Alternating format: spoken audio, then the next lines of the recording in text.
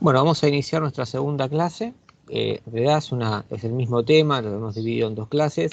Vamos a quizás hagamos esta un poquito más cortita. Pero no quería cortar el último tema en dos, así que bueno, lo he incluido en la clase anterior. Vamos a seguir, vamos a ir ahora a ver. Mentir, ¿sí? La mentira también es parte de esta comunicación patológica. En lugar de mentir directamente, la persona que ejerce violencia prefiere utilizar un conjunto de insinuaciones y de silencios a fin de crear un malentendido que luego podrá explorar en beneficio propio. Acá, esto, cuando lo leemos, y lo leemos teniendo como fondo la frontera de la expresividad, la frontera de contacto de la expresividad, nos damos cuenta cómo este límite en la frontera de la expresividad se nota, ¿no? Cuando aparece esta comunicación indirecta, ¿no? Que tiene que ver con no mentir directamente, pero sí utilizar insinuaciones, silencios, es decir, utilizar ciertas formas ambiguas de comunicación, queriendo que el otro las interprete o pidiéndole a la otra persona que interprete con el mismo sentido, como si la otra persona pudiera leer la mente, ¿no? de quien ejerce la violencia. ¿Y qué pasa? Cuando la otra persona no se da cuenta, viene la agresión, ¿no? Viene el descargo. Es parte también esto va a ser parte también del lavado de cerebro. Vamos a terminar la clase hablando del lavado de cerebro. Es parte de ese lavado de cerebro también. Decir sin decir es una hábil manera de afrontar cualquier situación, ¿no? Es decir, dar a entender, ¿no? La amenaza. Ahora vamos a ver que aparecen. Esto se combina con la descalificación, se combina con una serie de otros mecanismos que generan síndromes, ¿no? Pero vamos a poner todos en contexto. El sarcasmo, la burla y el desprecio, ¿no? Esto vamos a hablar de un mecanismo de interrupción de contacto que es la deflexión, que se combina con estas formas de agresión también, el desprecio, ¿no? La burla, dominan la relación de quien ejerce violencia con el mundo exterior.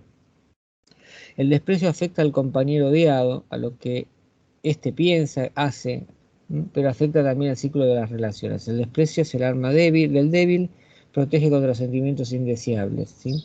El perverso se esconde detrás de una máscara del irónico o del bromista, ¿sí? Es una forma también de evitar no de evitar el contacto, de suavizar el contacto. Es decir, ¿por qué?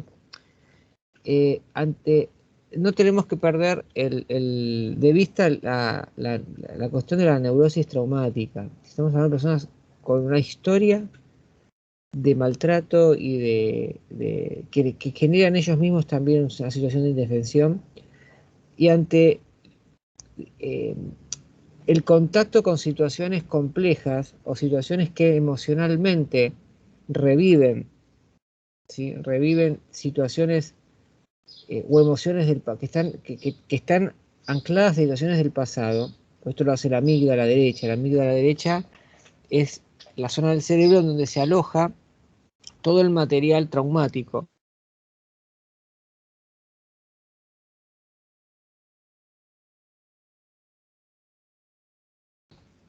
Y acá el hemisferio derecho, que tiene la capacidad del pars pro toto, es decir, de reconstruir a partir de una parte toda la totalidad de la situación, a partir de un pequeño indicio similar al indicio original o al elemento original, ¿qué es lo que hace? Vuelve a evocar el trauma, ¿no? Entonces, cuando eso sucede, esa situación en la cual yo me estoy contactando y que evoca el trauma porque tiene alguna particularidad similar a la situación original, se activa la amígdala. Entonces una forma de interrumpir, de afrontar ese contacto que no soporto, que es un contacto indeseable, es a través de esta máscara de ironía, esta máscara de la broma, del humor. Hablamos de deflectar la comunicación, de deflectar el contacto. Ese es el término técnico. Acá tengo dos autores, Peñarrubia y Posler.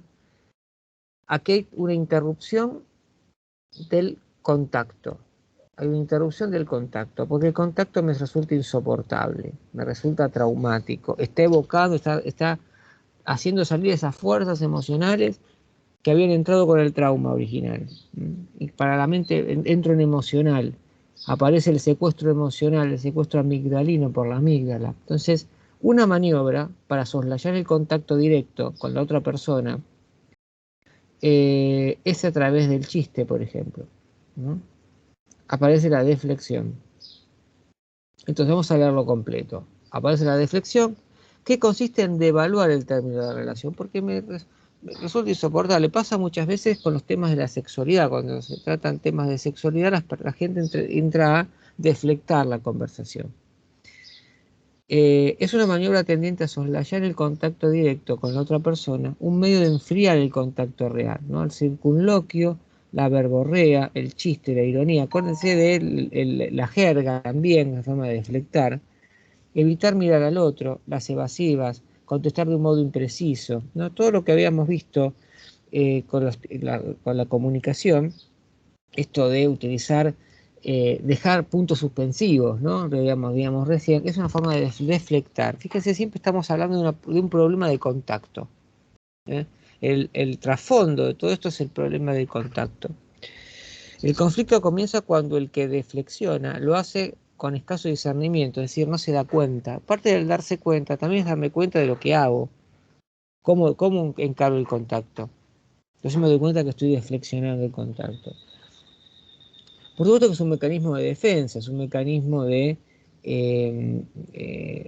afrontar una situación que es insostenible, ¿no? Entonces, el que utiliza la burla se coloca en una posición del que supuestamente sabe. Acá hablamos de esta superioridad, esta necesidad de sentirse superior al otro, y por lo tanto tiene derecho a burlarse de alguien o de algo. Convierte a su interlocutor en un aliado. Para mantenerse a flote, el perverso necesita hundir al otro. Para ello lo desestabiliza mediante leves toques que a menudo tienen lugar en presencia de terceros y describen asuntos anodinos o íntimos, pero con exageración, a veces con apoyo de un aliado que forma parte del grupo. Esto se ve mucho en el bullying. En el bullying, que es una forma también de moving, pero que aplicada a la situación escolar. Cuando hablamos de bullying, hablamos de un triángulo de la violencia, ¿no? Triángulo de la violencia formado por la víctima, el victimario y los testigos. Y muchas veces los testigos son victimarios pasivos, se les llama también, porque son los que crean la situación, crean el campo específico en donde se da el maltrato. Y tienen un rol protagónico los testigos también. Eso también tendríamos que incluirlo dentro del campo, de esa configuración, los testigos. ¿Qué sucede? ¿Quiénes son los testigos? ¿Qué apoyo están? ¿Qué están legitimando? Legitiman en relación a esta frontera de valores. Tanto es así que el método Kiva, que es el método que se utiliza, que utilizan los finlandeses para trabajar el bullying en las escuelas, trabaja sobre los testigos, es decir, desactivan uno de los elementos del triángulo para que no tenga tribuna el abusador, ¿no? Esto no quiere decir que no vaya a abusar, pero debilita bastante. Vamos a entrar en el tema más importante, clave, base, me parece a mí, de la relación de violencia, es la paradoja. Porque la paradoja o la teoría del doble vínculo es la que, digamos, va a generar el lavado de cerebro y la que va a estar por detrás como base del síndrome del prisionero. La paradoja. Vamos a ver qué dice Václavic en la teoría. Vamos a ver un concepto de paradoja. Ahora vamos a ver una película, una escena de paradoja. Y van a ver, ahí nos termina de caer la ficha de qué tan nocivo es, ¿no? Una característica de la paradoja es que por lo menos la víctima no tiene tampoco conciencia, no se da cuenta de que es una paradoja. Entonces, el tipo de comunicación paradójica pragmática. Pragmática tiene que ver porque se da en la práctica, ¿sí? Yo no desarrollé mucho, pero nosotros vamos trabajando el concepto pragmático de la comunicación, no solamente el semántico. Hay tres niveles: sintáctico, semántico y pragmático. El sintáctico tiene que ver con el orden de las palabras, la función de las palabras en la oración, lo cual es importante, pues igual no nos podríamos entender. La semántica es el sentido. Fíjense que nosotros recién hablábamos de que era importante esa palabra para esa persona en un momento determinado. Tiene que ver con la semántica, viene de semeion, que significa señal, signo, ¿no? Y la pragmática, que tiene que ver con la práctica, con la relación, ¿no? Tiene que ver con la interacción, ¿sí? Por eso hablamos de la paradójica pragmática. Es una instrucción que para obedecerla hay que desobedecerla, simplemente. O sea, a mí me mandan a hacer algo, y para hacer eso tengo que dejar de ser eso, ¿no? Si a mí me dicen, por ejemplo, sé espontáneo, y yo hago caso, dejo de ser espontáneo, porque el hacer caso ya no es una parte de la espontaneidad. Entonces ya el ser espontáneo está arraigado a un comienzo en donde no era espontáneo. Entonces es una paradoja. Prohibido prohibir. Sí, acá aparece el otro libro de Václav, que es el lenguaje del cambio, el problema de la paradoja, el doble vínculo. Y la paradoja es el talón de Aquiles de nuestra concepción analítico-racional del mundo. ¿Por qué? Porque desmorona el principio de tercero excluido. La paradoja implica integrar muchas veces un opuesto, pero de forma que no es equilibrada. El tercero excluido es o no es, no puede ser y no ser al mismo tiempo. Y la prohibición de prohibir es una paradoja, ¿no? Prohibido prohibir es una prohibición. Es una conducta paradójica que no se puede sostener desde la lógica. Desde la lógica. La prohibición de prohibir es algo paradójico, ¿no? Ya que es una prohibición en sí y crea una situación insostenible porque se prohíbe a sí misma y se priva de su propia base. Y esto es una progresión al infinito. Ahora, esta cuestión de prohibido prohibir se da en el matrimonio, en violencia, y se da en las empresas, por el caso de moving. O sea, yo te pido que hagas algo y cuando lo haces, ¿no? Si lo haces, te puedo criticar. Y si no lo haces, también te puedo criticar. O sea, yo quiero criticar a alguien, haga o no haga, los puedo someter a una situación de doble vínculo y la persona no tiene escapatoria. Ahora vamos a ver en el caso de la película, no tiene escapatoria. Entonces, si yo cumplo con la orden, pierdo. Y si no cumplo, también pierdo, ¿no? La paradoja de ser espontáneo, ¿no? Que yo le decía, tiene resonancias concretas, toda una serie de comportamientos. Esta prohibición de estar triste implica, por ejemplo, una situación la prohibición de estar triste, por ejemplo, implica, por ejemplo, que una situación interhumana, uno de los implicados de ella pide al otro o presupone que en él un comportamiento que en virtud de su propia naturaleza solo puede darse de forma espontánea y cuando se lo pide. Por ejemplo, claro, esto de no te es triste, ¿no? No te es triste es imposible porque no tiene que ser una cuestión espontánea. Entonces, si yo cumplo con la orden, dejo de ser espontáneo. Entonces, son, digamos, órdenes o indicaciones o pedidos que para completarlos, para, digamos, cumplir con ellos, tengo que desobedecerlos. Entonces, esto es lo que genera una situación insostenible.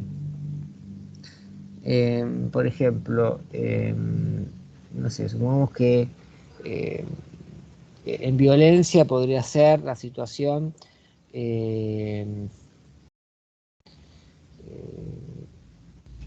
si te vas me abandonás, y por otro lado pedirle que necesita tiempo a solas a lo mejor, ¿no? Porque entonces es una cuestión, la persona no sabe qué hacer. Si se va, la persona se pone mal porque se va, pero si se quedan pegoteados y bueno, se la critica de que vos me ahogás, ¿no? No me dejás, estás siempre pendiente o me estás persiguiendo, ¿no? Esas situaciones de ese tipo son situaciones paradójicas. Dos o más personas participan de una relación intensa que posee gran valor para la supervivencia física, y psicológica de varios o de todos ellos. Esto se da en situaciones importantes para la vida de la persona. Si no son relaciones casuales, sino que son relaciones significativas, como puede ser el trabajo, relación entre socios y principalmente en la relación de la familia.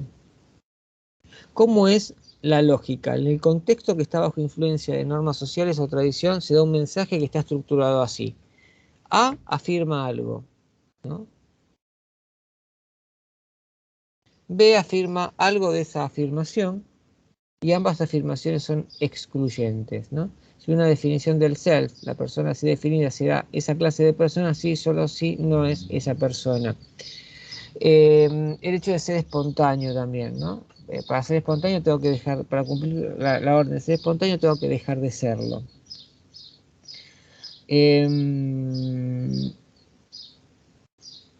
Bueno, se pide al receptor del mensaje que evada del marco preestablecido por ese mensaje, ya sea metacomunicándose o retrayéndose. Metacomunicarse sería darse cuenta de que estamos en una situación insostenible, de que eso no es lógico lo que me están pidiendo y que una cosa excluye la otra. Y eso es imposible porque es parte del darse cuenta, la metacomunicación. Y no se está dando ni en la víctima ni tampoco en el victimario el darse cuenta. Evadirse del marco preestablecido es imposible. Carece de sentido lógico el mensaje y el receptor no puede dejar de reaccionar ni reaccionar apropiadamente. Si está como una trampa en donde, ahora vamos a ver en la película, no se puede reaccionar.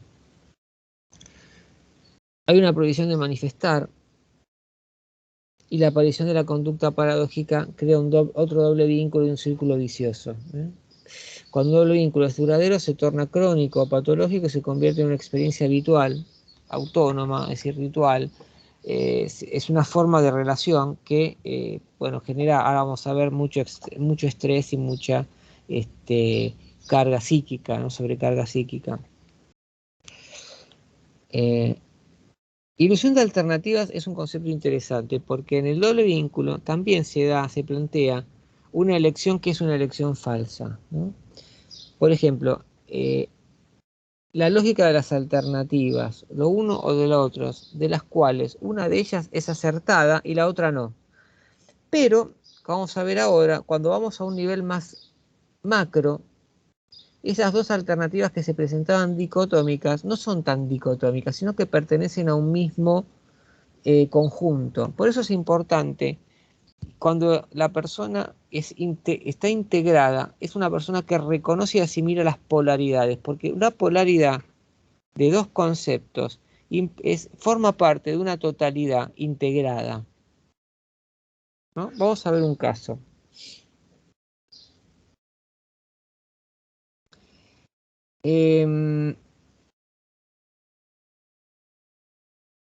Voy a adelantarme un poquito para que veamos un caso. Por ejemplo, si yo tuviera el eslogan nacionalsocialismo, es decir, nazismo o caos bolchevique, ¿no? Esto es un ejemplo que da Václavic. Es decir, optar por estas dos cuestiones. Son dos opuestos, ¿no? Nacionalsocialismo, ultraderecha, bolchevique, ultraizquierda. Estamos entre dos ideologías contrapuestas, pero cuando nosotros las integramos como uno opuesto del otro, vemos que las dos forman parte de una totalidad. ¿Cuál es la totalidad? La dictadura. Las dos son dos formas de dictadura. Entonces, si yo tengo que elegir entre nacionalsocialismo y caos bolchevique, es una elección aparente, porque siempre voy a elegir una dictadura. Esto es el doble vínculo. Cuando yo te doy a elegir entre dos situaciones eh,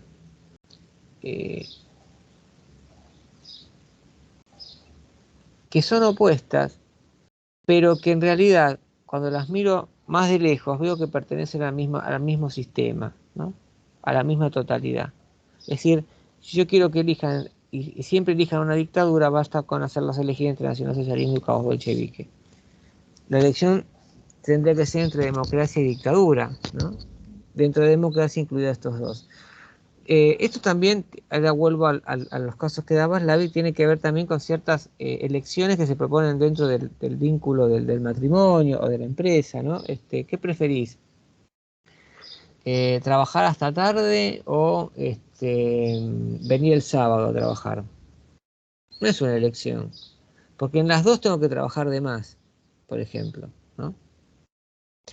Fíjense que aparece como forma de interacción en familias de esquizofrénicos. Para Václavic, la esquizofrenia, o una de las tantas casos de esquizofrenia, es una reacción de tratar de lograr equilibrio en un contexto insostenible de violencia y de comunicación perturbada y patológica. En esos contextos, dice Václavic, se da una presión para elegir entre dos alternativas, pero se trata de una elección que, si bien es ilusoria, porque ninguna de las dos es adecuada o es imposible en la práctica. Es una especie de doble vínculo, ¿eh? Si sale cara, gano, y si sale cruz, tú pierdes tú. Son bien dos elecciones, es una ilusión de alternativas. Por ejemplo, una madre contempla el comportamiento de su hija quedándose... A ver si lo puse... no les puse el ejemplo. Bueno, esto no salió el ejemplo acá en el... Así que lo vamos a dejar, este ejemplo. Era un ejemplo en donde si la chica hacía caso, era sumisa, pero si no hacía caso, era una persona... no, si hacía caso era... si no hacía caso era porque estaba enferma, pero si no estaba enferma era una mala persona, ¿no? Entonces, siempre era... la culpa era de la chica y no de la familia. Cuando los padres esperan que su hijo actúe con independencia, pero a cada paso que el hijo da en esa dirección es interpretado como una ingratitud. Es un doble vínculo, ¿no? Le pedimos que...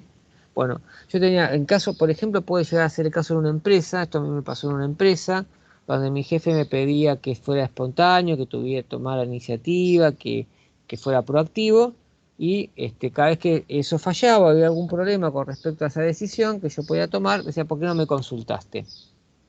Ahí estamos en un doble vínculo también, ¿no? Sí, pero, bueno, sí, pero para esto me tenías que haber... No estaba claro, y también tenía que una comunicación perturbada, porque no, era es como esta comunicación que planteamos acá, que es una comunicación que es indirecta, que no es tan bien definida, que no es específica, muy ambigua, ambigüedades, era muy ambiguo, entonces eso hacía que la otra persona pudiera aprovechar a su favor esa ambigüedad, ¿no? Pues bueno, pero como acá falló, entonces me tendrás que haber consultado, y si no fallaba, bueno, es porque yo te dejé la posibilidad de que puedas tomar la decisión, entonces también siempre quedaba, salía airoso el jefe, ¿no? Porque si fallaba era porque no lo había consultado, y si me iba bien era porque el jefe había tenido esa visión de permitirme cierta libertad.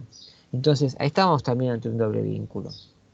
Vamos a ver un poco ahora un caso en el cine. Vamos a ver una película, parte de una película, una comedia. Quiero matar a mi jefe, se llama la película, y ahí vamos a ver de forma no tan exagerada, hay una situación de doble vínculo. Ahora vamos a verla.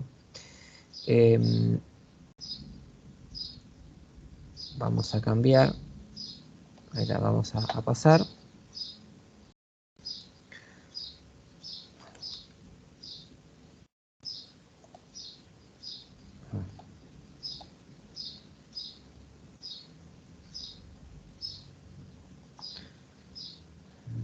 Un poquito que vamos a ver ahora. Me estaba tomando la pantalla.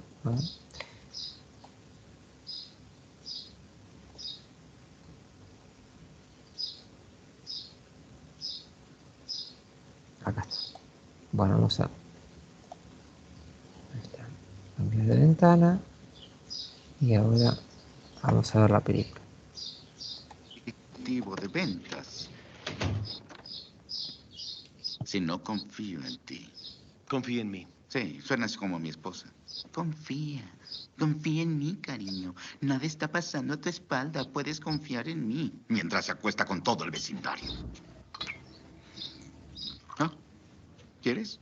Señor, son las 8 de la mañana. ¿Tiene algo de malo que un hombre tome un trago temprano? No. Gracias. Sí, claro. por favor.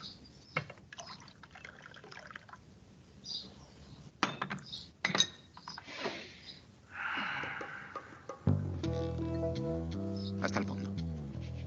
¿Y para usted? Nick, son las 8 de la mañana. No soy alcohólico.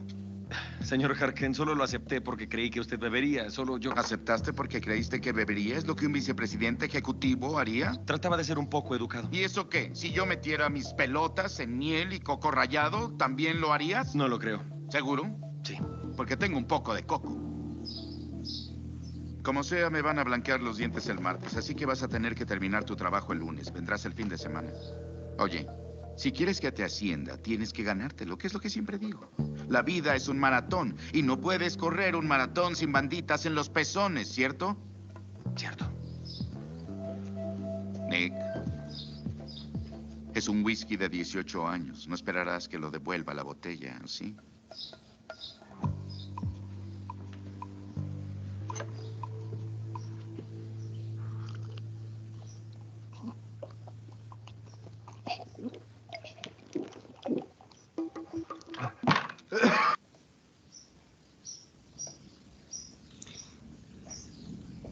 Bueno, ahí vimos, esa es una situación típica de doble vínculo.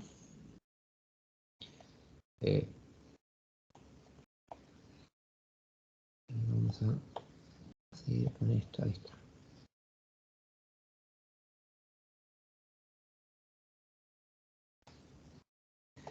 Bien, ahí tenemos una situación típica de doble vínculo. Después hay otra escena donde él lo critica por alcohólico al personaje. Fíjense que es insostenible y se da de forma muy cotidiana, ¿no? Es como que no se percibe, que se da como de forma muy espontánea, ¿no? Y vamos a ver, genera una serie de efectos en la conducta. El sujeto, frente al absurdo de esa situación, llega a la conclusión que pasa por alto indicios vitales, se fortalece ya que para los demás la situación parece muy lógica y congruente. Claro, fíjense que parece lógica, si uno lo mira sin mirar el doble vínculo, parece una situación de una interacción normal, ¿no? Esto es lo sutil del doble vínculo, que es lo que impide el darse cuenta del doble vínculo. Salvo cuando nos metacomunicamos, es decir, cuando le prestamos atención al tipo de comunicación e interacción que estamos trabajando, que estamos teniendo con esa persona. Es importante para generar un darse cuenta y un hacerse cargo, hacer un proceso de metacomunicación. Obsesión por encontrar esos indicios y dar sentido a lo que sucede, pero hay un ingrediente esencial y es la prohibición de percibir la contradicción implícita. En vez de buscar significado oculto, se descarta a priori la posibilidad de que exista otra relación aparte de lo literal. Y esto genera aislamiento físico, cierre de canales de comunicación, clausura de entrada de la información. Con respecto a los traumas emocionales o a las neurosis traumáticas, el doble vínculo aparece siempre en contextos de violencia física y simbólica. Esto es lo más destructivo de la relación y la relación se va a estructurar desde el doble vínculo. El hecho de poder identificar los dobles vínculos hace que la persona encuentre un sentido, sepa que es ilógico, pero mientras no sepa, va a tratar de hacer todo lo posible para satisfacer los pedidos y bueno, se encuentra con una paradoja. Y las paradojas son muy difíciles de resolver. Vamos a entrar con la descalificación. Con esto ya vamos a ir entrando al final de la clase. Una serie de síndromes interesantes que se producen a partir del proceso de comunicación y que van a aparecer en el texto de Iñaki, pero que también podemos conectarlo con lo que aparece en la descalificación como una forma de comunicación en el texto de Irigoyen. Irigoyen dice que la descalificación consiste en privar a alguien de todas sus cualidades. Hay que decirle y repetirle que no vale nada hasta que se lo crea. Esto es un repetir constante, no solo repetir digital, es decir, a través del lenguaje digital, sino con actitudes, con todo lo analógico, esto es una situación experiencial que genera lo que se llama el síndrome del esclavo. Esto lo estoy tomando del texto de Graciela Ferreira, que es una especialista en violencia. Y el síndrome del esclavo es uno de los tantos síndromes que se combinan en el contexto, va generando el contexto de comunicación, va generando este síndrome del esclavo. Y la relación entre la situación de un campo de concentración y una familia violenta es casi paralela, ¿no? Características semejantes a los rehenes y a los prisioneros de guerra, campos de concentración o seguidores de una secta, se da este síndrome del esclavo. La base es la descalificación, en hacerle no solo decirle sentir al otro, ¿no? Por eso una de las cuestiones que trabajamos con las víctimas es trabajar en declaraciones y afirmaciones que puedan reemplazar, ¿no? esta distorsión que se genera a partir de la descalificación.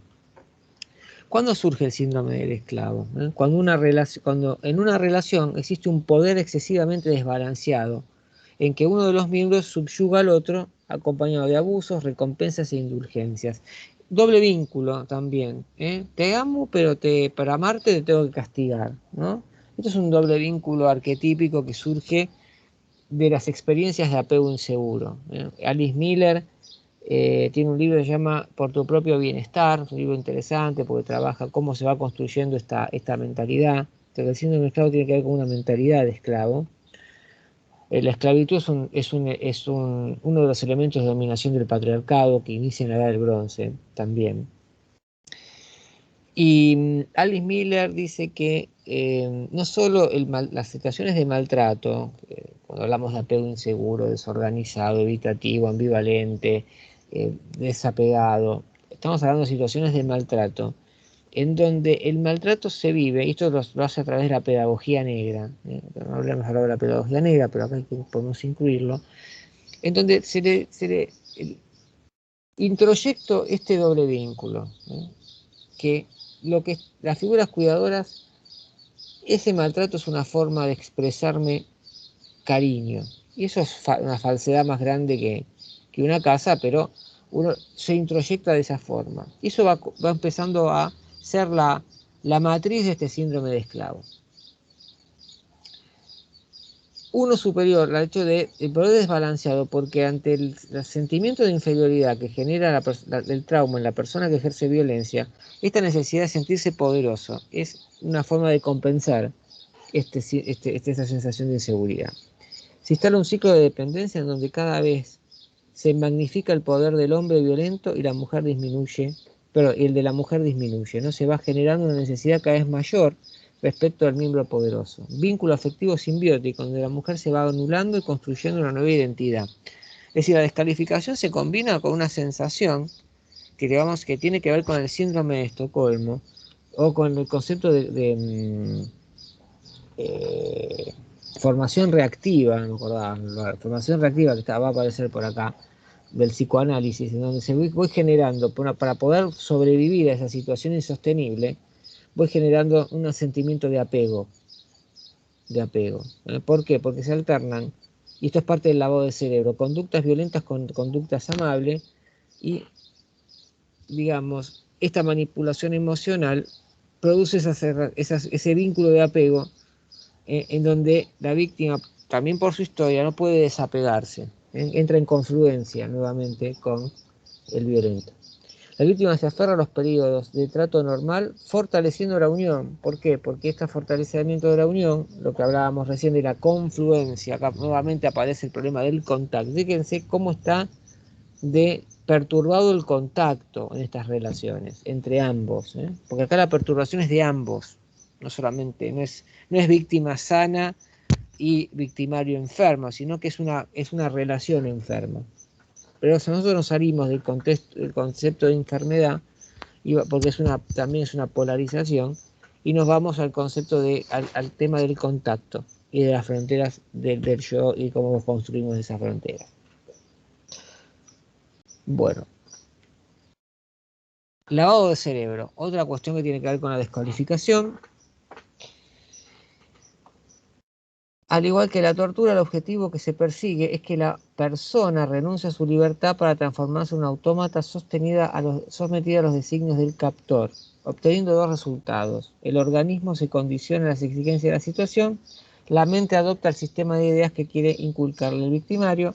Nuevamente los invito a repasar el quinto axioma de Václavic, donde dice cómo en una relación complementaria rígida tenemos que cambiar nuestra forma de vernos y tenemos que modificar toda nuestra frontera del yo para adaptarla a una situación que es una situación de mucho estrés. Hay un desmoronamiento, producto de no saber cómo luchar y en qué confiar cuando el miedo y el abandono invaden la personalidad. Divide y vencerás. El placer supremo consiste en conseguir la destrucción de un individuo por parte de otro. Esto de generar conflictos entre las personas, ¿no? Y en presenciar ese combate del que ambos saldrán debilitados. Esto de crear la discordia también aparece en las formas de interacción. Por ejemplo, vamos al plano de una empresa, cotilleos, insinuaciones, privilegios que se otorgan a un empleado y uno a otro.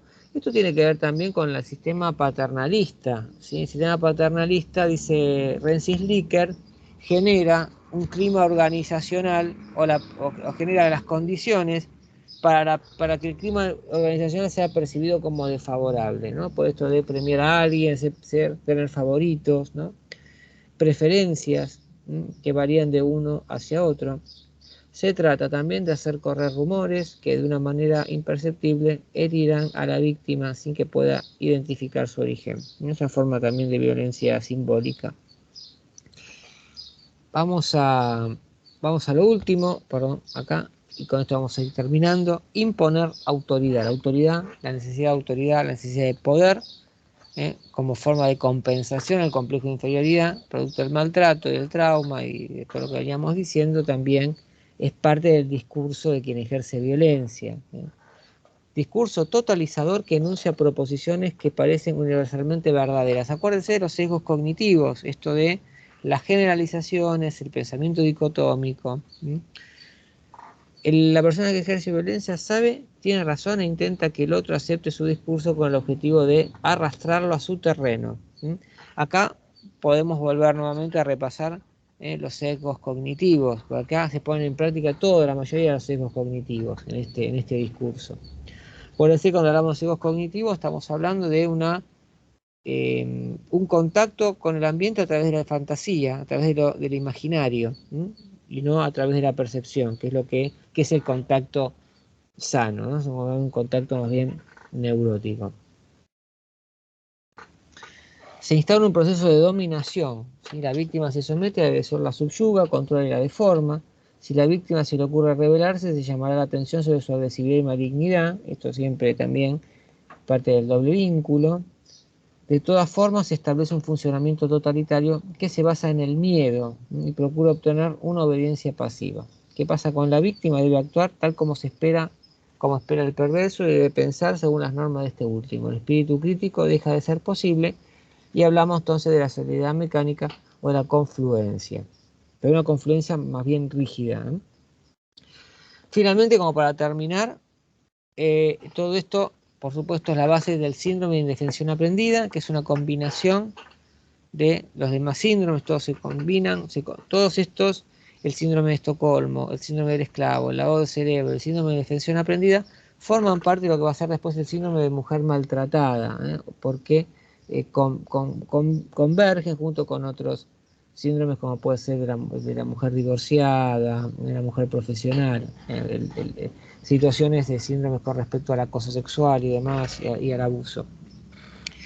Rápidamente, y como para ir terminando, no me voy a detener mucho en el síndrome. ¿Qué es el síndrome de indefensión aprendida? Es el desamparo condicionado que anula toda posibilidad de reacción ante la desesperanza y el repetido fracaso para parar la violencia del hombre, un impedimento psíquico concreto, producto de la reiteración y acumulación de experiencias ante las cuales la voluntad y el esfuerzo fracasan y quedan aún al fin vencidos. Esto, por supuesto, produce una rigidización de la frontera del cuerpo, porque la indefensión aprendida produce una desconexión total con el cuerpo y hay que volver a darnos cuenta de esa zona interna que tiene que ver también con el cuerpo principalmente, ¿no? Poder contactarnos y poder conectar, porque después, cuando aparece esto, el cerebro, por supuesto que es parte del cuerpo, y el resto del cuerpo se separan, entonces no puedo interpretar las reacciones y las informaciones y las señales que me da el cuerpo, como puede ser los síntomas, lo psicosomático, ¿sí? Etcétera, etcétera.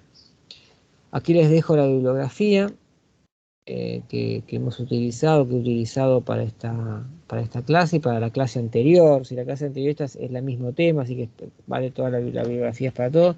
Les voy a dejar el material, vuelvo a la clase, les voy a dejar el material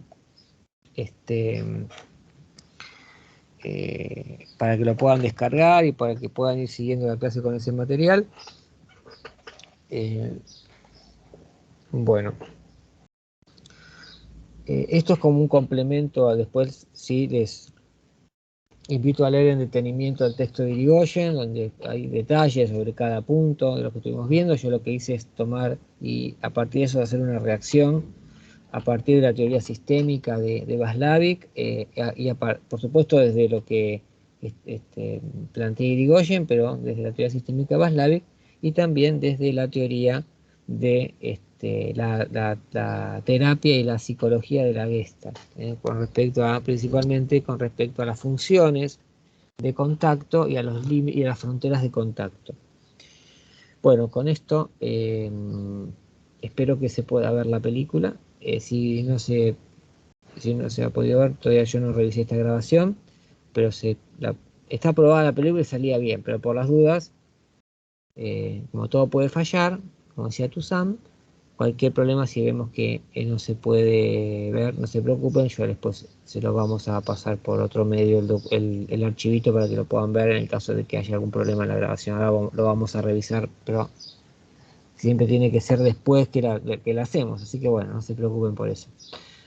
Les mando un saludo, que espero que les haya servido como para ampliar el tema, esta clase, que habrá muchos temas, por supuesto, sin poder desarrollarse. Es un tema de violencia, es un tema muy complejo y que hay que verlo siempre, recuerden, desde el campo.